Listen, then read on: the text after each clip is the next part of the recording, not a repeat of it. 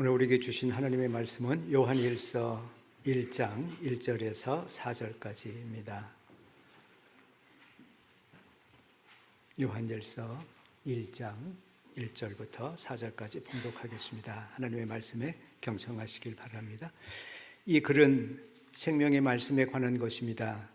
이 생명의 말씀은 태초부터 계신 것이요, 우리가 들은 것이요, 우리가 눈으로 본 것이요, 우리가 지켜본 것이요, 우리가 손으로 만져본 것입니다. 이 생명이 나타나셨습니다. 우리는 그것을 보았습니다. 그래서 우리는 이 영원한 생명을 여러분에게 증언하고 선포합니다. 이 영원한 생명은 아버지와 함께 계셨는데 우리에게 나타나셨습니다. 우리가 보고 들은 바를 여러분에게도 선포합니다. 우리는 여러분도 우리와 서로 사귐을 가지기를 바라는 것입니다. 우리의 사귐은 아버지와 또 그의 아들 예수 그리스도와 함께하는 사귐입니다. 우리가 이 글을 쓰는 것은 우리 서로의 기쁨이 차고 넘치게 하려는 것입니다. 아멘.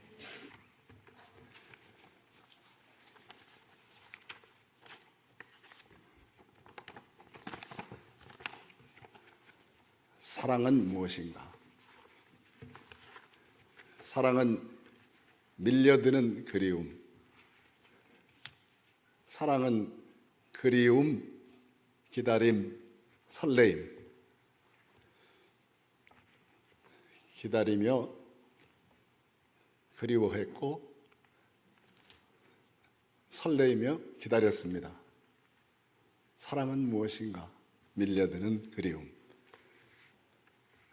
제가 대학교회를 생각하면은 이런 생각이 들어서 감상에 젖은 한마디를 했습니다.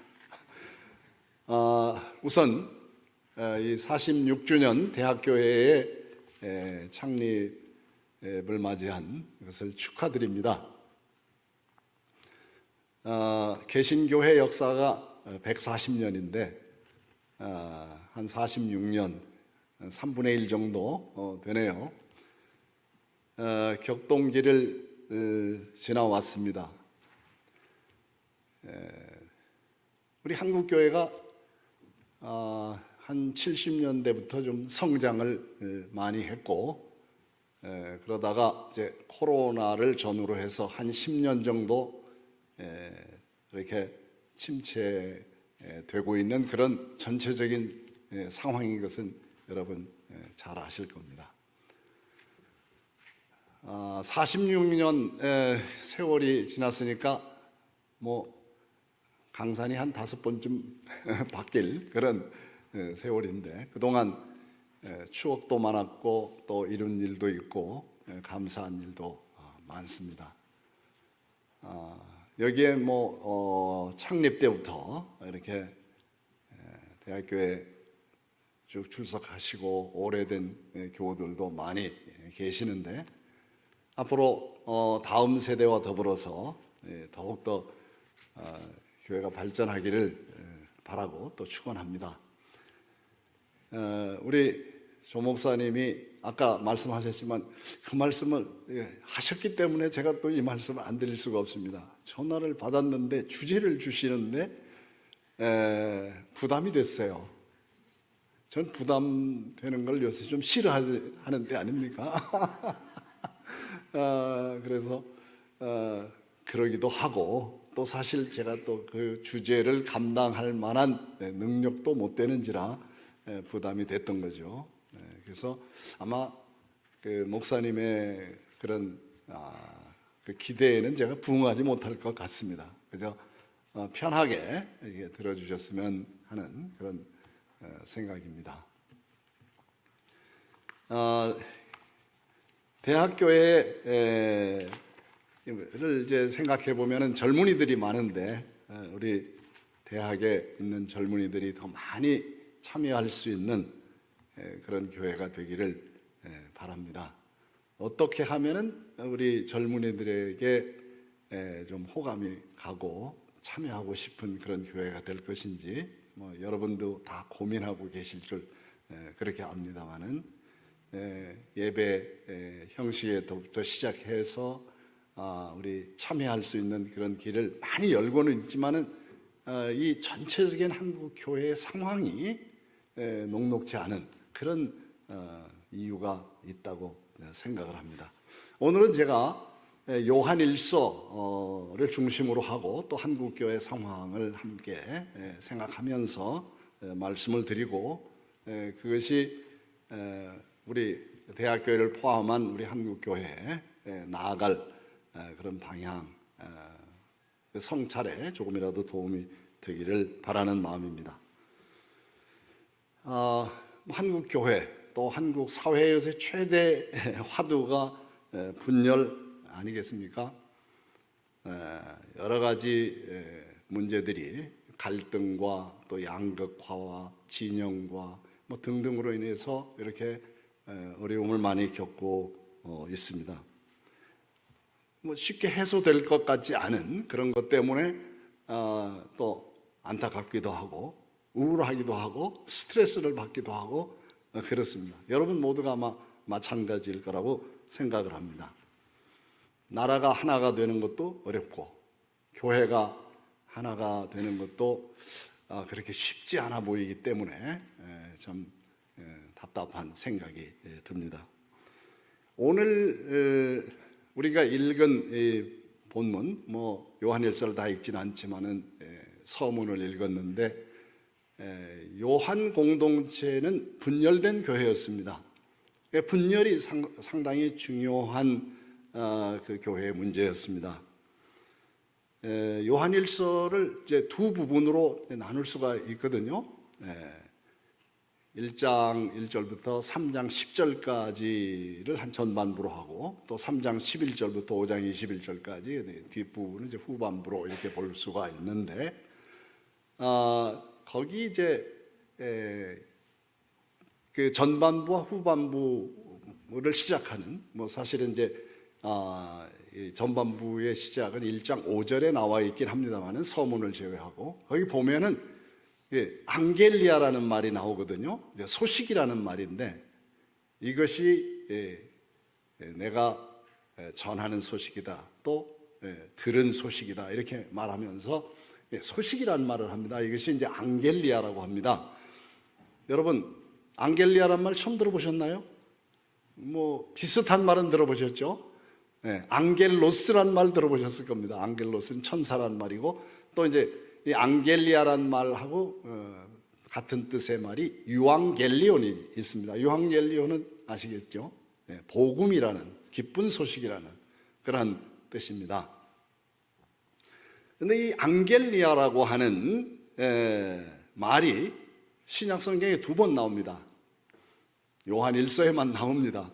1장 5절과 3장 11절 소식이라는 말이 나오는데, 이 앙겔리아라는 말은 요한 1서만 사용한다, 그런 말이죠. 보통은 복음이라는 말을 사용하죠. 유앙겔리온을 사용하죠. 그런데 사실 유앙겔리온이라는 단어는 바울의 용어입니다. 바울 서신에 대부분 등장합니다. 복음이란 말이 신약 성경에 76번 나오거든요. 근데 그 중에 60번, 60번이 바울 서신에 나옵니다. 그러니까 바울 서신에는 이 복음이란 말이 아주 강조되어 있죠. 그런데 요한 복음도 마찬가지고 요한 서신도 마찬가지고 이 복음이란 말이 한 번도 등장하지 않습니다. 그 대신에 이 요한 1서에 앙겔리아란 말이 이제 두 번이 사용되고 있는 거죠. 다시 말해서 이 앙겔리아라고 하는 것은 유앙겔리온이라고 하는 그 단어의 요한의 버전이다, 요한 버전이다, 그렇게 말할 수가 있습니다. 그러니까 다시 말하면 이것이 복음이다, 이런 뜻이에요. 이것이 소식이다. 제가 우리 정덕기 교수님 계시니까 괜찮겠죠? 하우테 에스틴 해 앙겔리아 이렇게 되어 있습니다. 영어로 얘기하면 This is the gospel, This is the message, 그런 뜻이겠죠? 이 앙겔리아란 말을 어떻게 번역하느냐에 따라서 요한 1서는 다시 말해서 두 가지 복음을 강조합니다. 그것이 뭡니까? 1장 5절에는 첫 번째 뭐라고 그랬죠? 하나님이 빛이시라고 하는 것이 바로 너희에게 전할 복음이다 하는 겁니다. 빛을 강조합니다. 하나님이 빛이시다 이겁니다. 그에게는 어둠이 조금도 없다고 그렇게 말씀하십니다. 또한 3장 11절에 가면 너희가 서로 사랑하라. 이것이 너에게 전할 소식이다 이거죠. 이것이 바로 복음의 메시지입니다. 근데 이제 우리말 성경은 이제 이것이 소식이라고 하는 것이 뒤에 붙어 있지만은 원래는 맨 앞에 있는 겁니다. 맨 앞에. This is the gospel입니다. 그러니까 이것이 복음이고 이것이 소식인데 무엇이냐? 하나님이 빛이라는 것과 그리고 서로 사랑하라고 하는 그것이 분열된 교회를 향해서 요한일서에서 요한 공동체에게 얘기하고 있는 것입니다. 왜 하나님을 빛이라고 강조했을까? 왜 서로 사랑하라고 하는 어떻게 보면 상당히 구태의연한 그런 얘기일 수 있는데 그렇죠? 기독교인이라고 그러면 뭐 그렇게 얘기하지 않을까? 특별할 것도 없는데 다시 말해서 근본으로 기본으로 돌아가라고 하는 그런 메시지를 전하고 있는데 사실은 그것밖에는 얘기할 게 없다고 하는 결론적인 그러한 것이 아니었나 생각을 합니다. 분열의 원인이 무엇이었습니까? 요한 공동체 분열의 원인은 영지주의였습니다. 영지주의 사상이었습니다. 영지주의라고 하는 것은 급진적인 이원론이죠. 제가 몇 번 설교하면서 그런 얘기도 한 것 같습니다. 여기서 영과 육을 분리해서 봅니다. 영은 영원하고 선한 것이고 육은 악하고 이거는 없어져야 될 것으로 봅니다. 그러니까 어디에다가 초점을 맞추냐면 영에다가 초점을 맞추는 거죠. 그래서 영지주의라고 그러는데 다시 말해서 지식이라는 얘기입니다. 영적 지식, 다른 말로 하면 영적 깨달음, 이것을 통해서 구원을 얻는 것이다. 죄를 짓지만은 죄는 육체가 짓는 것이기 때문에 그것은 영하고는 관계가 없다. 그런 얘기예요. 깨달음을 얻은 자는 육체가 짓는 죄에 대해서는 무시해도 된다. 이런 주장이에요. 영혼주의, 정신주의, 어느 한쪽에 치우쳐서 신앙적인 해석을 하는 그런 것 때문에 교회가 분열이 됩니다. 그러다 보니까 영지주의 사상이 있으니까 기독교를 영지주의적으로 해석하게 되잖아요. 그러니까 예수님이 육체로 오신 것과 십자가에 죽으신 것도 부인할 수밖에 없는 그러한 사상으로 발전을 하게 된 겁니다. 그러니까 분열될 수밖에 없겠죠. 그러한 교회 현실에서 어떻게 할 거냐 하는 겁니다.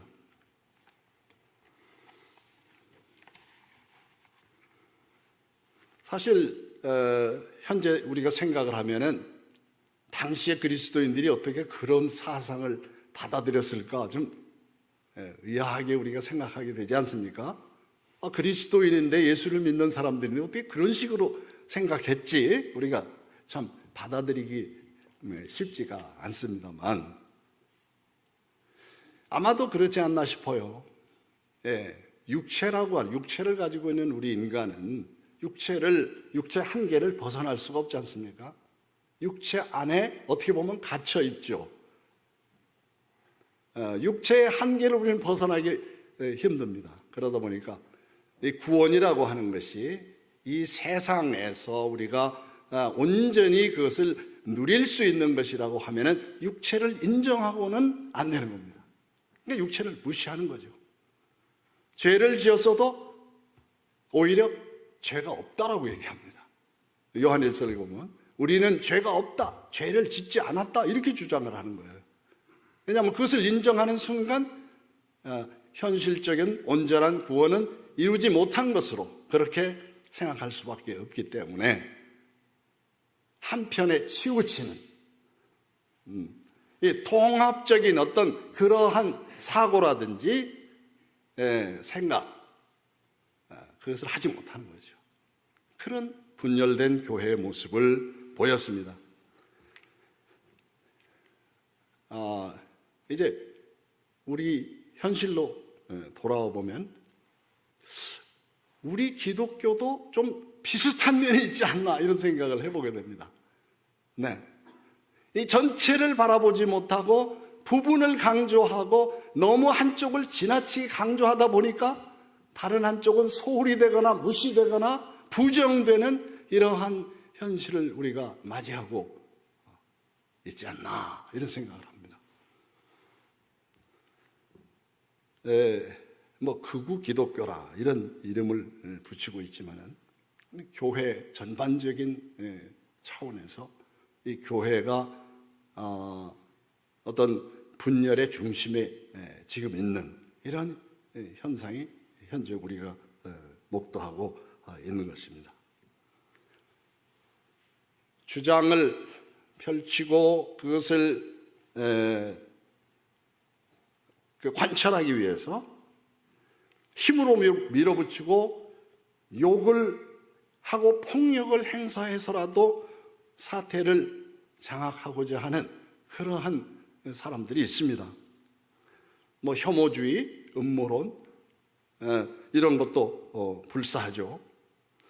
과거 요한 공동체를 분열시킨 그것이 정신 쪽에, 영혼 쪽에 과도한 그러한 강조점을 가진 영지주의였다고 한다면은 지금 현재의 기독교는 물질과 세상의 힘을 강조하는, 제가 이름을 붙여봤습니다. 육체주의라고, 정신주의의 좀 반대로 육체주의 또는 세속 권력주의 이런 쪽으로 많이 변질되어 가고 있는 것 같습니다.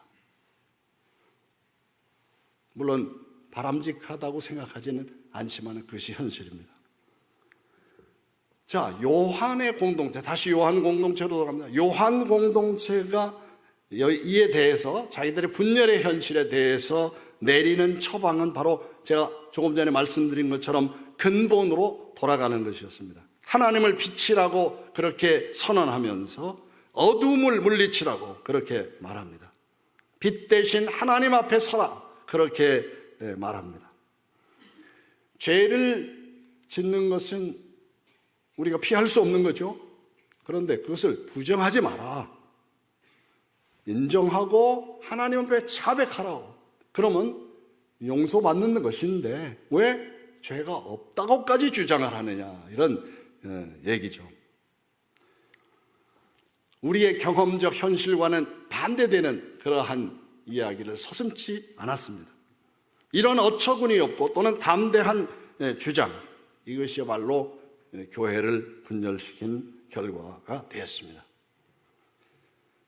요한일서는 후반부에 우리가 사랑하라고, 서로 사랑하라고 하는 그런 명령을 실천함으로써 치유를 시도합니다. 공동체를 다시 하나로 만들고자 하는. 왜냐하면 생각이 너무나 달라가지고 너무나 이 치열한 어떤 말하자면 사상 논쟁을 한 거예요. 그 당시 교회에서. 그러다 보니까 그들 일부가 교회를 나가버렸습니다. 떠났습니다. 그러나 요한은 그 떠나간 사람들을, 그 형제들을 다시 끌어안기 위해서 사랑을 얘기합니다. 서로 사랑하라고 주님께서 말씀하지 않았느냐. 그런데 그들이 이러한 치유의 손길에 응답했는지 그것은 우리가 알 수가 없습니다. 아마 쉽지 않은 얘기죠. 그러나 요한은 그렇게 우리들에게 말하고 있습니다. 그러면서 적그리스도라는 말을 하죠. 적그리스도. 적그리스도란 말도 요한일서, 요한서신에만 나오는 그런 사실 단어거든요. 이 적그리스도라는 것은 그리스도를 대적하는 자라는 그런 의미도 있고 그리스도의 가르침을 잘못되게 거짓되게 가르치는 거짓, 말하자면 예언자라고 하는 그런 뜻입니다. 거짓 그리스도라고 하는 것은 거짓 예언자입니다. 그래서 교회의 일치를 해치는 이러한 사람들을 걱정을 했습니다. 엄청나게 걱정을 했습니다. 아주 과격한 언어를 사용해서, 그렇다고 해서 뭐 행동으로 이렇게 무력을 행사한 건 아니고요, 요한이. 말로. 그러나 분명하게 지적하면서 돌아오기를 바라는 그러한 심정을 우리가 읽을 수가 있습니다. 한국 사회와 이 교회는 이념 지상주의에 의해서 지금 어떻게 보면 무너지고 있습니다. 같은 이념을 가지지 않은 그러한 사람들을 위한 이해나 배려가 없습니다. 양쪽 다 마찬가지입니다. 네. 적대하고 공격하려는 것뿐입니다. 단순한 의견 차이에 그치는 것이 아니라 폭력적인 양상으로 발전을 합니다. 대화가 안 됩니다. 무조건 서로 싸우자고 합니다. 저도 이 동기 카톡방이 있는데 거기에서 뭐 정치적인 견해 가지고 조금 하면은 막 싸웁니다. 그래서 이거는 신앙 이상이구나, 이런 생각을 하게 됩니다. 멀쩡한 사람들입니다. 그런데 괴물과 같은 모습으로 변해가고 있습니다. 어떤 분의 얘기를 들으니까 이런 어떤 우익적 사고라고 제가 말씀드린다면은 한 7, 8알은 될 것이다. 한국 기독교에 7, 8알은 그런 사람들, 그런 사고를 가질 거다. 왜냐하면 그 밑바닥에 반공주의, 중국 혐오주의, 반이슬람주의, 반동성애주의 이런 것들이 깔려있기 때문에 그것을 토대로 해서 기독교인들의 마음이 거기에 빼앗겼기 때문에 한 7, 8알 정도는 그렇게 생각하지 않나, 이렇게 보고 있더라고요. 저는 그렇게까지 보고 싶지 않은데, 여기에 계신 분들 그런 분들 없다고 생각하는데, 그래도 그런 사람들이 많이 있다는 거죠. 네, 어느 정도 우리가 또 그것을 이해하려고 노력을 해야 되겠습니다만, 그런데 이러한 이념을 지지하고 지원해주는 정치 세력에 올인하고 있는 이런 모습이 우리의 현실입니다. 하나님께서 보실 때는 어떨까요? 하나님의 관점에서 보면 우리 인간은 대단한 존재로 우리 스스로 생각합니다. 사실 인간만큼이 우주에서 대단한 존재는 없죠. 사실 따지고 보면은. 그러나 이 무한한 시간과 무한한 공간과 이 속에서 우리 인간이란 과연 어떤 존재일까? 너무 당면한 한 가지 그 어떤 문제들에 대해서 거기에 올인하고 하면서 그것을 내 뜻대로 되지 않으면 다 폭력을 써서라도 뒤엎어야 된다고 하는 그런 생각을 한다는 것은 하나님의 관점일까? 우리가 신앙이 너무 편협하고 너무 신앙의 경지가 너무 얄팍해져 버렸어요. 조금 거리를 두고 볼 줄도 알고, 그리고 우리가 세상에 무관심할 수는 없지만은 이 세상이 전부는 아닌데, 우리 기독교인들에게 있어서 마치 이 세상이 전부인 것처럼 그렇게 생각하면서 정치적으로 모든 것을 해결해야 되겠다고 하는 그러한 일념으로 나간다면 이건 어떻게 되겠습니까?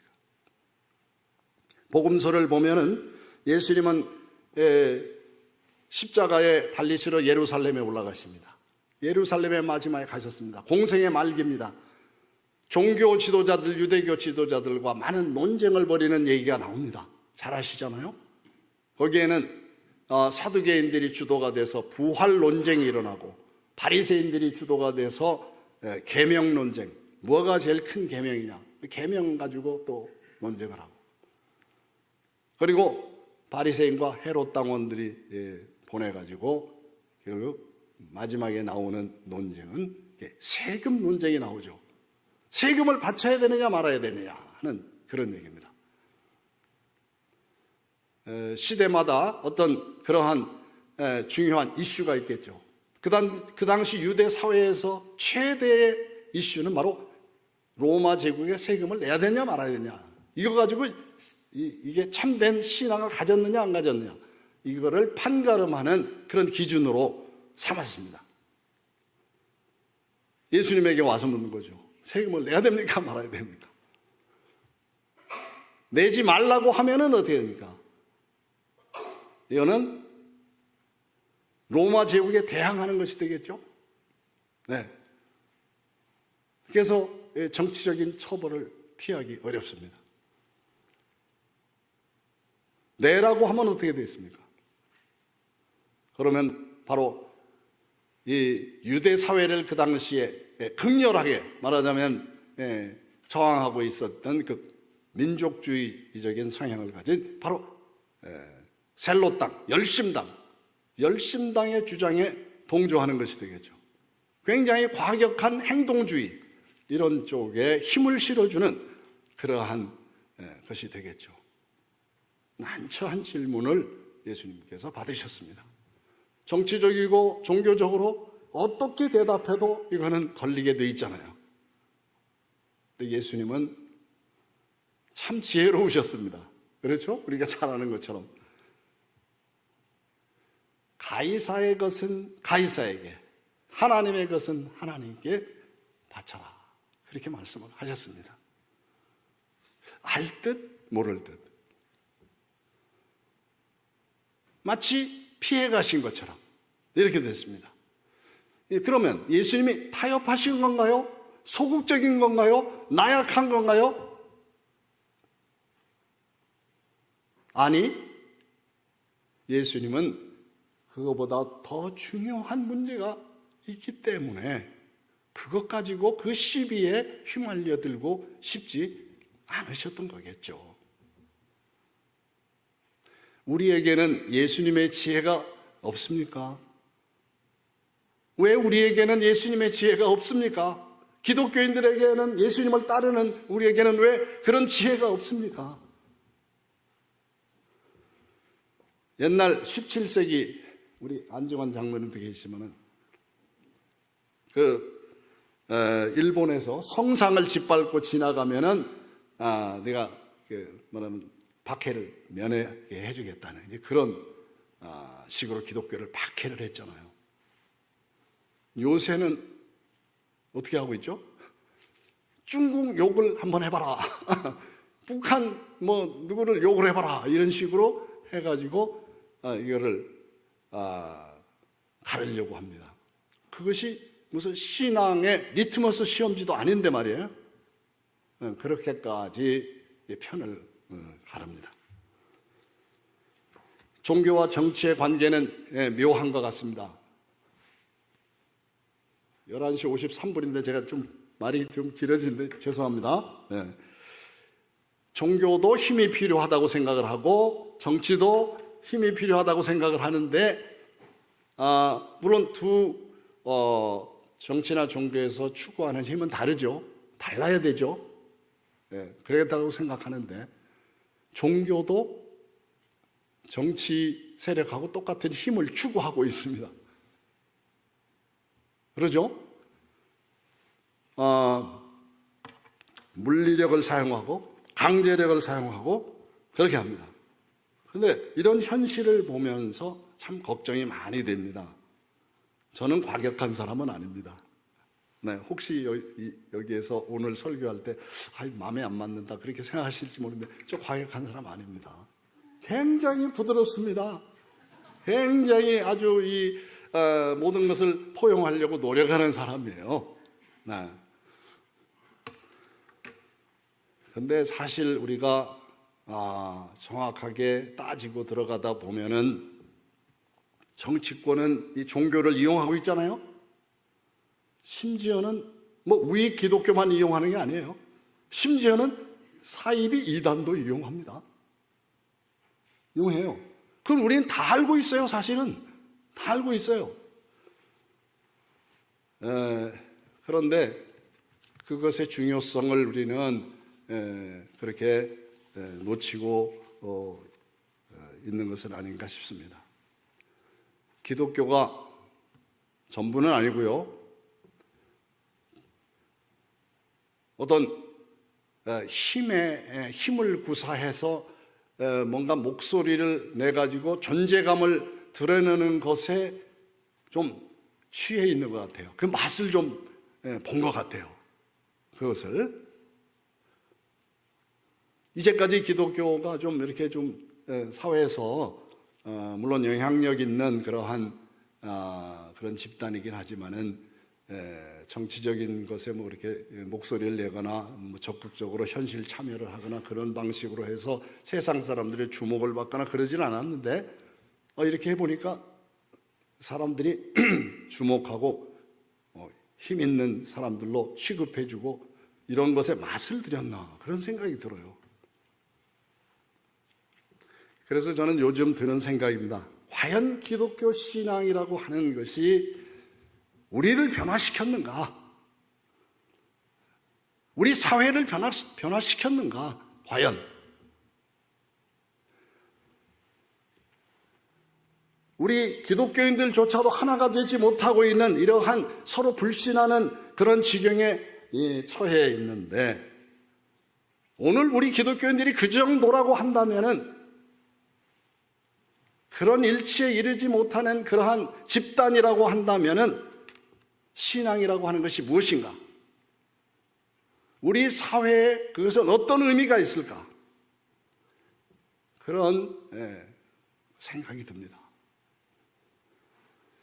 요한일서에서는 이 두 가지 복음 제가 말씀드렸죠. 하나님의 빛이라고 하는 것과 서로 사랑하라고 하는 이 두 개, 뭐 한 가지 복음이지만은 두 측면을 강조를 했는데 그것을 전체를 관통하는, 말하자면 요한일서 전체가 그 두 개의 복음의 내용을 가지고 말씀하고 있다고 했는데 그것을 관통하는 하나의 개념을 찾으라고 한다고 하면은 코이노니아입니다. 코이노니아. 여기에 1장 3절에 나오고 6절에 나오고 7절에 나옵니다. 이것도 코이노니아도 여기서 요한일서에서 제일 많이 강조되는 그런 다른 신약 성경에 비해서 말이죠. 고린도 후서에 이게 한 4번 나오고 요한일서에 4번 나오고 다른 데 조금밖에 안 나와요. 이게 사귐이라는 단어가 제가 이게 콩코던스를 다 찾아봤어요. 그랬더니 그렇습니다. 오늘 이 본문은 코이노니아가 우리 속에 있을 때 교회의 기쁨이 충만하게 될 것이다. 그렇게 말합니다. 오늘 읽었죠. 코이노니아는 친교, 사귐 또는 뭐 교제 다양한 용어로 번역이 되고 있는 것인데 다른 말로 하면 일치의 의미를 가지고 있습니다. 일치, 하나됨의 의미를 가지고 있습니다. 공통되는 것이 있기 때문에 일치가 되는 것이고 하나가 되는 거죠. 그렇기 때문에 일치의 개념입니다. 분열이 아니라 일치입니다. 그것이 관통하고 있습니다. 일치를 강조합니다. 교회는 하나가 돼야 된다 하는 것을 강조하는 거죠. 코이노니아가 내포하고 있는 이 하나됨, 이것은 어떠한 의미겠습니까? 우리가 보통 하나라고 그러면은 뭐 전체주의도 하나잖아요. 전체주의. 전체주의적인 하나됨은 아닙니다. 다양성이 허용되는 통일성이겠죠. 그러한 하나됨입니다. 마치 하나님께서 삼위이시면서 한 분 하나님이신 것처럼 우리는 우리 한 사람 한 사람이 다 다양한 개성과 인격을 가지고 있잖아요. 그것을 존중하죠, 서로. 근데 그걸 존중하지 못한다고 하면은 그것은 참된 하나됨이 아닙니다. 기독교의 메시지가 가지는 힘이라고 하는 것은 자유로운 신앙이 허용되는 자리에서부터 나옵니다.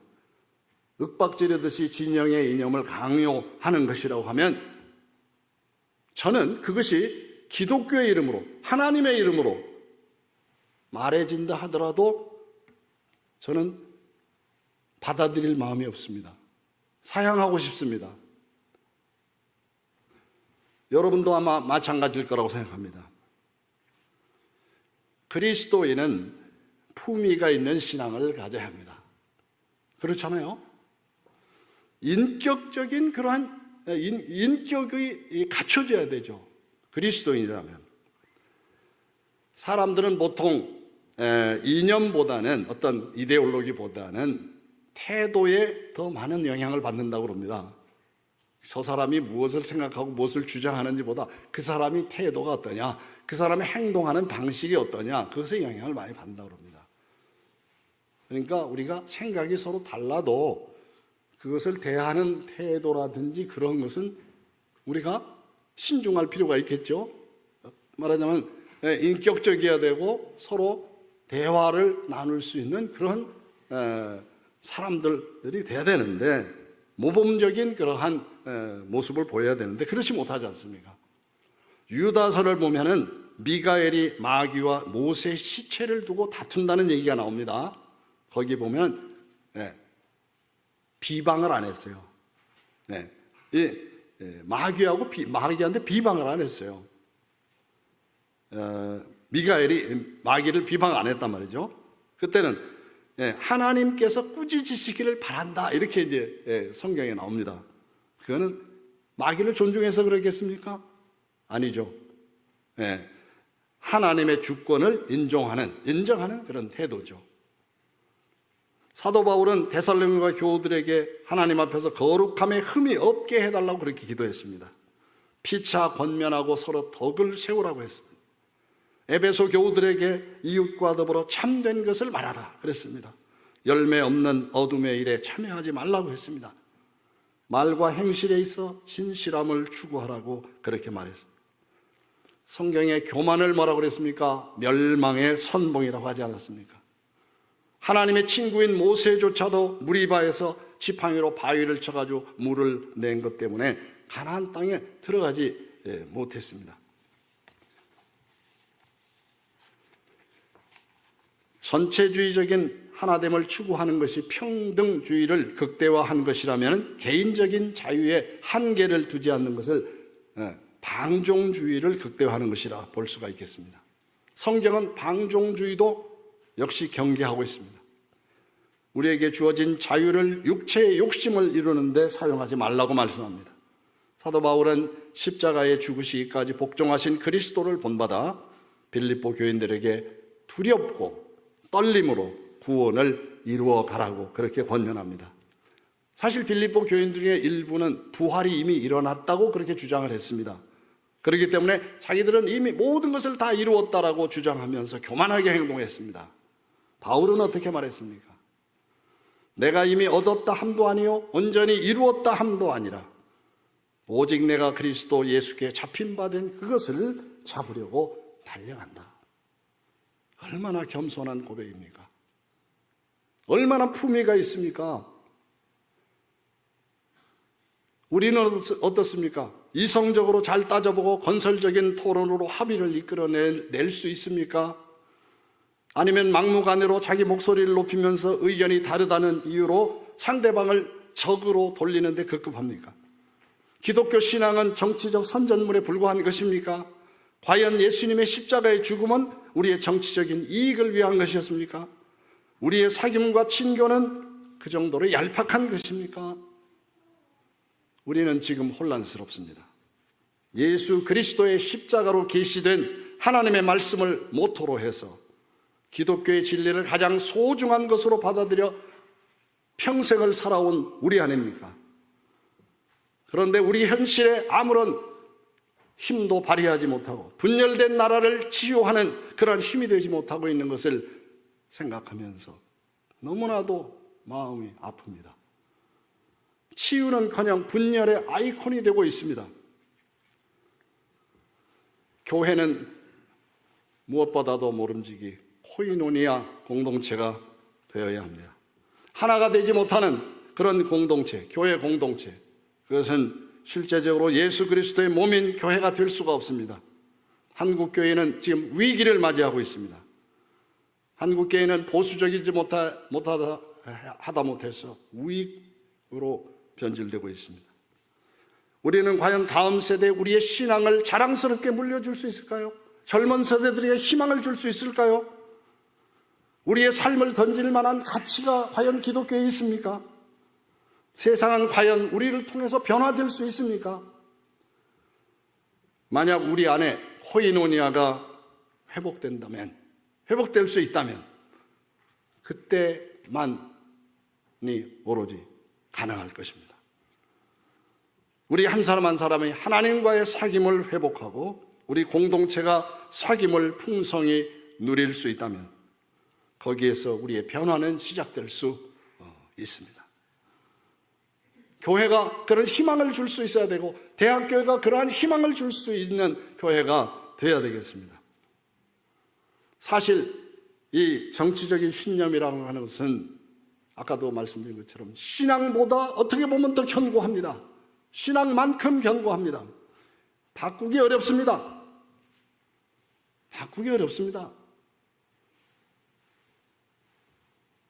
바꾸려고 하기보다는 품어야 됩니다.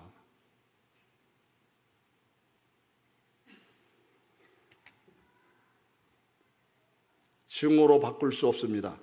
오직 사랑의 사귐으로 하나 되는 근본으로 돌아가는 그러한 길밖에는 없습니다. 우리는 과연 우리와 생각이 다른 사람들을 끌어안을 수 있을까요? 그것이 우리 시대의 질문입니다. 우리 대학교에 던지는 질문입니다. 기도하겠습니다. 주님을 믿어왔습니다. 평생을 믿었습니다. 주님만이 오직 우리의 주님이시고 주권자이시고 모든 악을 물리치시고 정의로운 세상을 만들어 주실 수 있는 분이라고 우리는 믿고 주님을 따랐습니다. 그러나 세상은 그렇게 만만치 않습니다. 오히려 이 세상을 향해서 우리는 주님의 주신 그 사랑으로 품어 안을 수밖에 없는, 그 아픈 사랑을 할 수밖에 없는, 그럼으로써 우리가 코이노니아를 회복해야만 하는 그러한 우리의 삶의 현실에 놓여 있습니다. 주님, 우리를 불쌍히 여겨주시고 우리 나라와 이 민족을 불쌍히 여겨 주시옵소서. 그래서 정말 우리가 새로운 희망을 가지고 이 세상을 살아나가고 젊은 세대들에게 희망을 줄 수 있는 그러한 세상, 그러한 교회 되게 해 주시옵소서. 예수님의 이름으로 기도드립니다.